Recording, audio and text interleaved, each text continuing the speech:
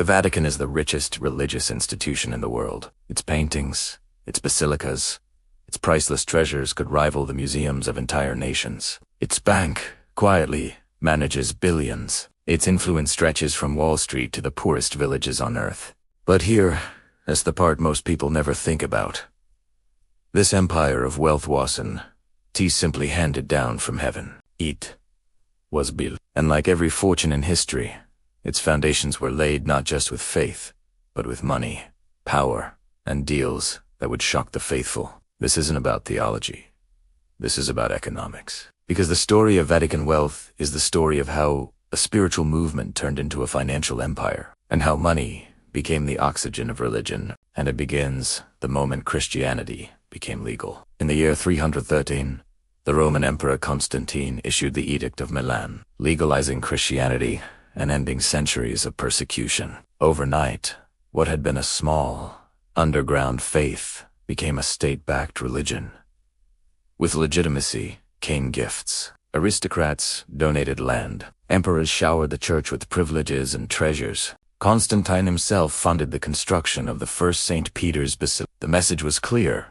Wealth and holiness could go hand in hand. And from that moment, the church learned a lesson every empire already knew: money is power, and power needs money. By the early Middle Ages, the church had perfected its first great financial innovation. Believers were required to give 10% of their income to the church, a steady stream of revenue that flowed from peasant fields to parish coffers and upward to bishops in Rome itself. Imagine being a medieval farmer, struggling to feed your family, but still required to hand over 1/10 of your grain to the church, or risk your soul's salvation. This wasn't charity. This was taxation, sanctified by religion. And over centuries, those tithes transformed the church into Europe's largest landowner. By the year 1000, it's estimated that the Catholic Church owned nearly 1/3 of all land in Western Europe. Real assets, producing real wealth, long before banks or bonds.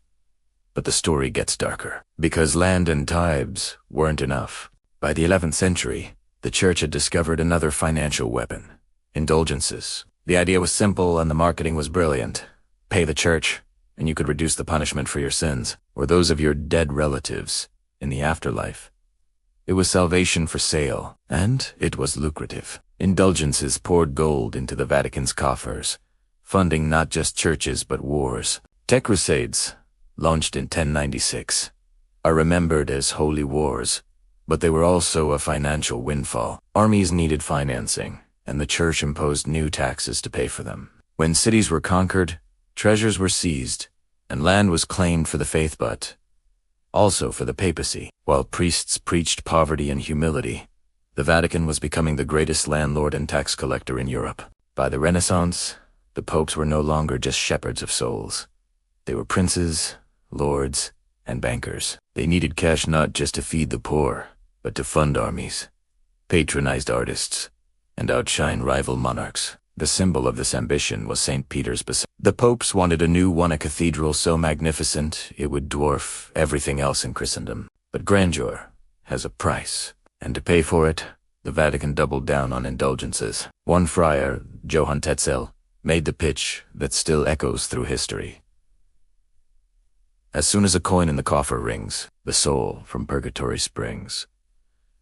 Behind the scenes, the papacy also embraced banking. Officially, the church condemned lending money at interest as sinful, but unofficially, popes partnered with Italy's great banking families, from the Lombards to the Medici, to move and multiply their wealth. But every bubble bursts. In 1517, a German monk named Martin Luther nailed his 95 Theses to a church door, denouncing indulgences as a fraud. He argued that Rome's wealth was built on the desperation of the poor. His protest ignited the Reformation, splitting Europe in two. The very scheme that paid for St. Peter's Basilica also sparked a revolt that shattered its monopoly on Christianity.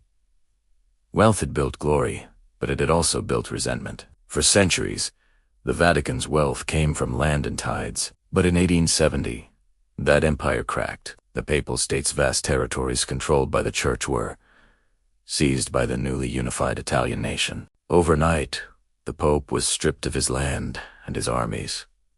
But the comeback came in 1929, with the Lateran Treaty. Benito Mussolini, eager for the Pope's support, gave the Church sovereignty over Vatican City and massive compensation for its lost lands.